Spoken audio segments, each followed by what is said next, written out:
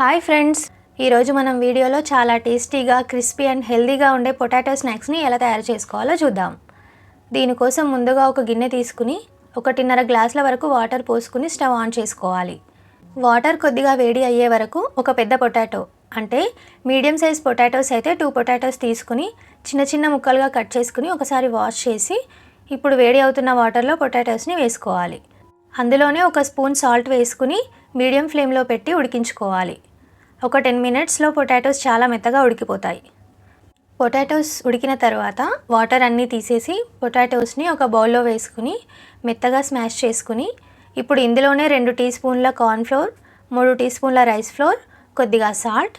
Potatoes boil చేసేటప్పుడు salt వేసుకున్నాం కాబట్టి సాల్ట్ కొద్దిగా వేసుకోవాలి. అలాగే ఒక స్పూన్ కారం. మీరు కావాలంటే కారం కొద్దిగా తగ్గించుకోండి. నాకు టేస్ట్ స్పైసీగా కావాలని ఒక స్పూన్ మొత్తం వేశాను. అందులోనే కొద్దిగా పసుపు, ఒక స్పూన్ జీలకర్ర, హాఫ్ స్పూన్ వాముని చేత్తో నలిపి వేసుకోండి. ఇప్పుడు ఇవన్నీ కలిసేలాగా బాగా కలుపుకోవాలి. కొద్దిగా ఆయిల్ కూడా యాడ్ చేసి మళ్ళీ ఒకసారి కలుపుకోవాలి. ఇప్పుడు ఈ పిండి మొత్తాన్ని ఒక పెద్ద టమాటో సైజులో చేసుకుని కొంచెం మందంగానే చపాతీలాగా ప్రెస్ చేసి వీడియోలో చూపిస్తున్నట్టుగా కట్ చేసుకోవాలి. మీరు నచ్చిన షేప్లో కూడా కట్ చేసుకోవచ్చు. మీకు తెలుసా, కట్ చేసిన షేప్ని బట్టి కూడా టేస్ట్ చేంజ్ అవుతుంది. రౌండ్ షేప్లో కూడా కొన్ని చేశాను. ఇప్పుడు కడాయి పెట్టుకుని డీప్ ఫ్రైకి సరిపడా ఆయిల్ వేసుకుని హై ఫ్లేమ్లో వేడి చేసుకోవాలి. ఆయిల్ వేడయ్యాక మీడియం ఫ్లేమ్లో పెట్టి కట్ చేసిన పీసెస్ని వేసుకుని గోల్డెన్ బ్రౌన్ కలర్ వచ్చేదాకా ఫ్రై చేసి పక్కకు తీసుకోవాలి. అంతే అండి, వేడి వేడి ఆలూ స్నాక్స్ రెడీ అయిపోయింది.